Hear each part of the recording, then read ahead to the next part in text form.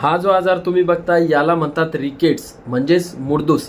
लहान मुलांच्या शरीरामध्ये कॅल्शियम आणि फॉस्फरसची कमतरता झाली तर हाडं वीक आणि ठिसूळ बनतात आणि त्यामुळे हाडं बेंड व्हायला लागतात। काही मुलांचे पाय आतल्या साईडने जातात तर काही मुलांचे बाहेरच्या साईडने, आणि यामुळे मुलांना चालण्यासाठी प्रॉब्लेम होतो।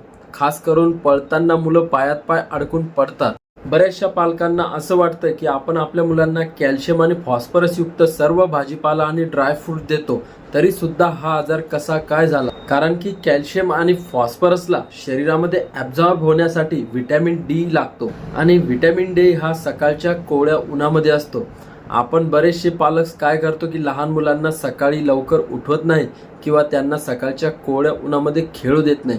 त्यांच्यामुळे त्याच्या शरीरामध्ये व्हिटॅमिन डी ची कमतरता होते व त्यामुळेच कॅल्शियम आणि फॉस्फरस त्यांच्या शरीरामध्ये ॲब्झॉर्ब होत नाही। किंवा लहान मुलांना तुम्हाला जर या आजारापासून वाचवायचं असेल तर लहान मुलांना रोज कोवळ्या उन्हामध्ये खेळू द्या किंवा त्यांची कोवळ्या उन्हामध्ये रोज अंघोळ घाला, ज्यामुळे त्यांच्या शरीरामध्ये व्हिटॅमिन डी तयार होतं व ते कॅल्शियम आणि फॉस्फरसला शरीरामध्ये ॲब्झॉर्ब करण्यासाठी मदत करतं। तुमच्या मुलांना सुद्धा हा जर प्रॉब्लेम असेल, जर मुलं लहान असतील तर हा प्रिव्हेंटेबल आहे। ज्या मुलांना व्हिटॅमिन डी ची कमतरता आहे आणि हा आजार आहे त्यांना तुम्ही औषधामार्फत व्हिटॅमिन डी देऊ शकता किंवा त्यांना रोज कोवळ्या उन्हामध्ये खेळू द्या आणि कॅल्शियम युक्त आणि फॉस्फरस युक्त आहार त्यांना रोज द्या। आणि अशाच इन्फॉर्मेटिव्ह व्हिडिओसाठी आपल्या पेजला फॉलो नक्की करा।